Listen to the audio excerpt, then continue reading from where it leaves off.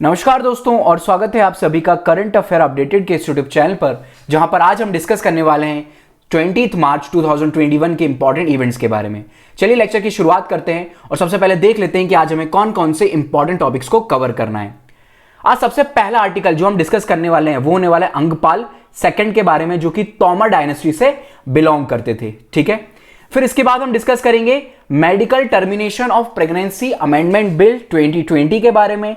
और रिसेंटली एक नया बिल इंट्रोड्यूस किया गया है लोकसभा में जो कि रिलेटेड है हमारे मिनरल एक्सप्लोरेशन वगैरह से, तो उसके बारे में भी हम डिस्कस करेंगे। चलिए शुरुआत करते हैं पहले आर्टिकल के साथ जो कि रिलेटेड है अंगपाल सेकंड से रिलेटेड। ठीक है, अब अंगपाल कौन थे? तो देखिए ये तोमर डायनेस्टी के एक रूलर थे। ठीक है ना। अब अगला इंपॉर्टेंट पॉइंट, ये रिसेंटली न्यूज में क्यों आए? क्योंकि एक सेमिनार ऑर्गेनाइज किया गया है जहां पर इनकी लेगेसी को हाईलाइट किया गया है। ठीक है ना। कंटेस्ट जो है वो not so much important, but ये पर्सनालिटी इंपॉर्टेंट है। ठीक है, चलिए इनके बारे में कुछ और बातें जान लेते हैं। तो देखिए जो आपका प्रेजेंट डे दिल्ली है, ऐसा माना जाता है कि उस दिल्ली को बसाने वाले यही किंग थे। ठीक है, दिल्ली को फाउंड करने वाले अंगपाल सेकंड ही थे। ठीक है ना। पहले दिल्ली का नाम जो था वो दिल्ली का पुरी हुआ करता था। और इसके बारे में इंस्क्रिप्शन वगैरह हमें कहां पर मिलती हैं? तो जो आयरन पिलर है कुतुब मीनार के पास में, वहीं पर ही दिल्ली के बारे में इंस्क्रिप्शन हमें देखने को मिलती हैं। अब इनका जो रूल का पीरियड है वो कोई फिक्स्ड नहीं है कि मतलब कि ऐसा पर्टिकुलर हमें डेट वगैरह नहीं देखने को मिलती है, बट जो एविडेंसेस हमारे पास हैं उससे ये पता चलता है कि 8 से लेकर 12th सेंचुरी के बीच में ये रूल किया करते थे। ठीक है ना। और प्रेजेंट डे जो दिल्ली और हरियाणा वाला रीजन है उस रीजन के ऊपर ये रूल किया करते थे। ठीक है, अगला इंपॉर्टेंट पॉइंट देखिए, एक लालकोट अंगताल बोली, ठीक है ना, ये दोनों प्लेसेस जो हैं वो दिल्ली के पास वाले एरिया में बनी हुई हैं। ठीक है ना। लालकोट जो पैलेस वगैरह है वो आज भी आप जाकर देख सकते हैं। उसको बसाने वाले इनको भी कंस्ट्रक्ट करने वाले रूलर अंगपाल सेकंड ही थे। ठीक है ना। उसके बाद फिर ऐसा माना जाता है कि इन्हीं के ग्रैंडसन पृथ्वीराज चौहान ने दिल्ली के ऊपर रूल किया। ठीक है, दिल्ली सल्तनत जो है फिर 1192 में पृथ्वीराज चौहान को डिफीट करके बैटल ऑफ तरीन में किसके पास चली जाती है? तो मोहम्मद गौरी जो है वो आ जाते हैं और वहीं से दिल्ली सल्तनत की शुरुआत होती है इंडिया में। ठीक है, चलिए तोमर डायनेस्टी के बारे में जान लेते हैं। तोमर डायनेस्टी जो है one of the important dynasty रहती है जो कि मिडिवल इंडिया के पीरियड में इंडिया के ऊपर रूल करती है। ये जो तोमर डायनेस्टी है ये one of the 36 Rajput tribes ऐसा कंसिडर किया जाता है। ठीक है ना, अकॉर्डिंग टू पुराण्स वगैरह जो हमें देखने को मिलता है। उसके बाद फिर अंगपाल जो हुआ करते थे उन्होंने फाउंड किया था सिटी दिल्ली को 11th सेंचुरी में। ठीक है, और incorporation of Delhi within the Chauhan dynasty kingdom. Chauhan dynasty जो है वो दिल्ली के ऊपर कब से रूल करने लग जाती है? 1164 से। ओके, चलिए ये कुछ बेसिक बातें हैं जो इंपॉर्टेंट हो सकती है आपके एग्जाम पॉइंट ऑफ व्यू से। चलिए आगे बढ़ते हैं और इसके बाद हम डिस्कस कर लेते हैं हमारा अगला इंपॉर्टेंट आर्टिकल जो कि रिलेटेड है medical termination of pregnancy amendment bill 2020 के बारे में। ठीक है ना। क्या कंटेस्ट है? देखिए लास्ट ईयर इस बिल को लोकसभा से पास कराया गया था। ठीक है ना। अब ये जो बिल है वो राज्यसभा से भी पास हो चुका है। ठीक है ना, इसीलिए इस बिल के आगे 2020 लिखा गया है क्योंकि ये 2020 में इंट्रोड्यूस किया गया था। ओके, ये जो बिल जो है वो चेंज करता है टर्मिनेशन ऑफ प्रेगनेंसी एक्ट 1971 में कुछ चेंजेस लेके आता है। तो क्या इंपॉर्टेंट चेंजेस लेकर आता है, उन चेंजेस को हम एक बार डिस्कस कर लेते हैं। सबसे पहले प्रेजेंट लॉ, मतलब कि आज के टाइम पर क्या लॉज हुआ करते थे और इस अमेंडमेंट के बाद क्या लॉज हो जाएंगे। ठीक है ना, इनके बारे में हम एक बार डिफरेंशिएट कर देख लेते हैं। सबसे पहले तो कौन लोग जो हैं वो जाकर अबॉर्शन करा सकते हैं। तो सबसे पहले जो था वो सिर्फ मैरिड वुमेन ही अबॉर्शन के लिए अप्लाई कर सकती थी, बट अब क्या हो गया? And women can also be covered under this amendment. ठीक है, फिर उसके बाद गेस्टेशन लिमिट, एक लिमिट तय की गई है। देखिए गेस्टेशन लिमिट वो होती है जब फीटस का डेवलपमेंट जो है वो स्टार्ट हो जाता है और या अप टिल 20 वीक्स का जो टाइम पीरियड रहता है तब तक कंसिडर किया जाता है। ठीक है, तो पहले क्या हुआ करता था? पहले आप अबॉर्शन के लिए 20 वीक्स के लिए ही अप्लाई कर सकते थे, 20 वीक्स के पहले ही। उसके बाद फिर आप अबॉर्शन के लिए अप्लाई नहीं कर सकते थे। लेकिन अब इस टाइम पीरियड को इंक्रीज कर दिया गया है अंडर स्पेशल सर्कमस्टेंसेस। अगर आप एक रेप विक्टिम है, ठीक है ना, तो आपके लिए 24 वीक्स। उसके साथ साथ कुछ और कंडीशंस वगैरह भी हैं, जैसे कि फीटस में अगर कोई अबनॉर्मलिटीज वगैरह डेवलप हो जाती हैं तब भी आप अबॉर्शन करा सकते हो। ठीक है, उसके बाद फिर पहले आपको एक मेडिकल प्रैक्टिशनर से परमिशन लेनी पड़ती थी, ठीक है ना। वो परमिशन आपको 12 वीक्स के अंदर लेनी पड़ती थी, ठीक है, और सेकेंड परमिशन आपको लेनी पड़ती थी 20 वीक्स के बाद, ठीक है ना। अब इसका भी टाइम पीरियड इंक्रीज कर दिया गया है, पहले आपको 20 वीक्स और फिर उसके बाद 24 वीक्स, ठीक है।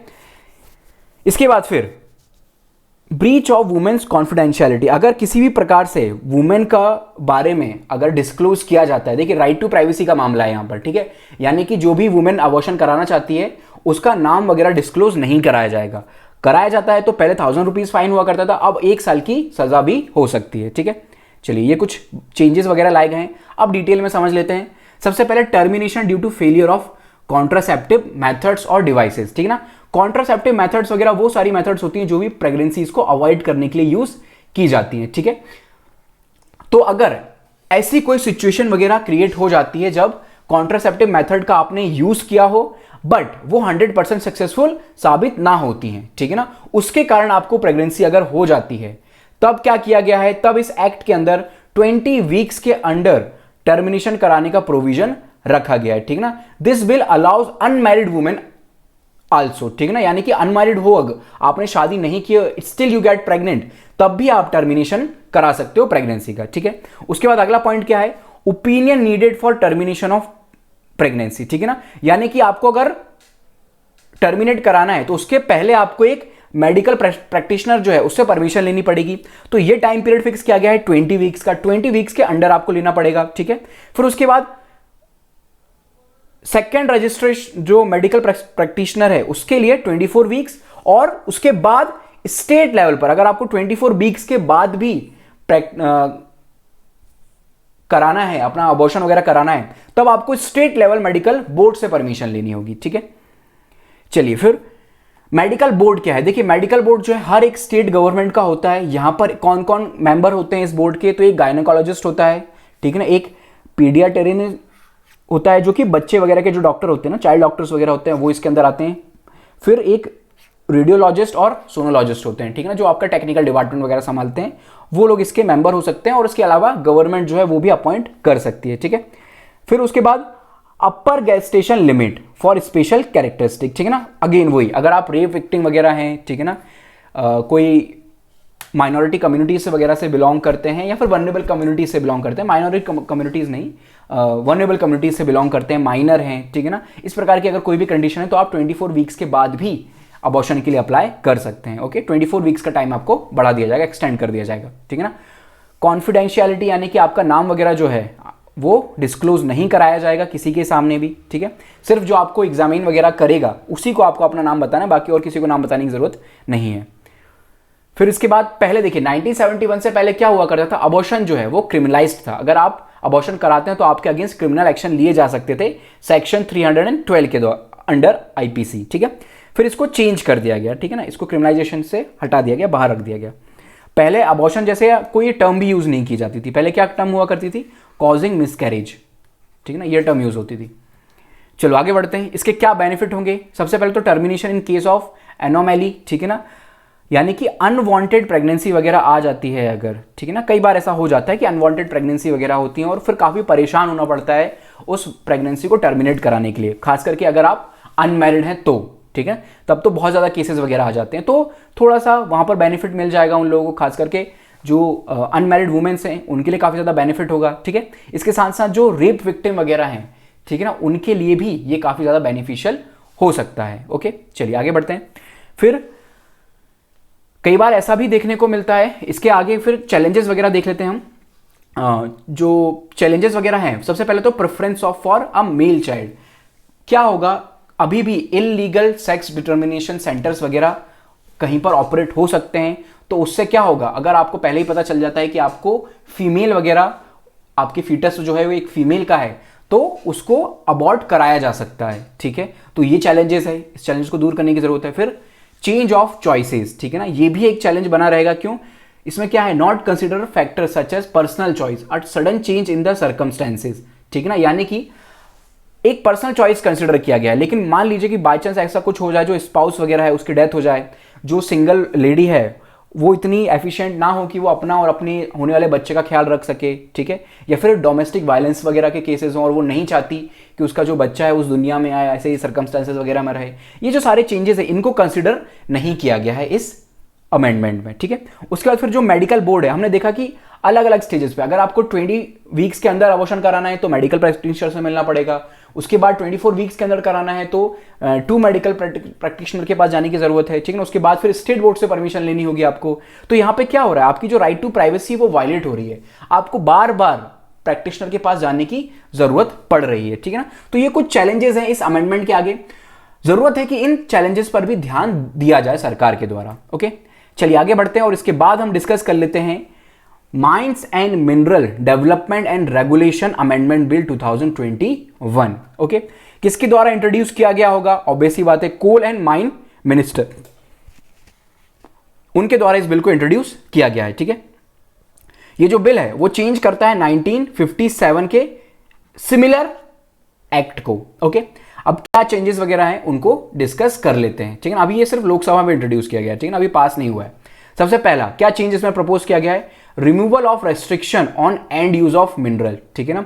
पहले क्या हुआ करता था, आप फॉर एग्जांपल आपने क्या किया, आपको पता होना चाहिए, माइंस वगैरह जो हैं उनके लिए आप बिडिंग वगैरह करते हो, ठीक है ना। आप भी जाकर कोई भी माइंस है, मान लीजिए जो है वो कोल माइन है, ठीक है ना, आप यहां से कोल वगैरह एक्सट्रैक्ट कर रहे हैं, ठीक है, तो आप यहां से जाके कोल वगैरह एक्सट्रैक्ट कर सकते हो, लेकिन पहले इनका एंड यूज नहीं कर सकते थे। यानी कि कोल आपने एक्सट्रैक्ट कर लिया, फिर आपको अगर इसको किसी और पर्पस के लिए यूज करना है, ठीक है ना, स्टील एंड आयरन इंडस्ट्री वगैरह में आपको सेटअप करके इस कोल को यूज करना है, तो अब आप वो नहीं कर सकते थे। लेकिन अब ये जो रेस्ट्रिक्शन है उनको हटा दिया गया है, एंड यूज भी किया जा सकता है मिनरल्स का, जो भी पर्सन उन मिनरल्स को एक्सट्रैक्ट कर रहा है, एक्सेप्ट कोल, लिग्नाइट, एटॉमिक मिनरल, ठीक है ना, इन मिनरल्स को छोड़ के।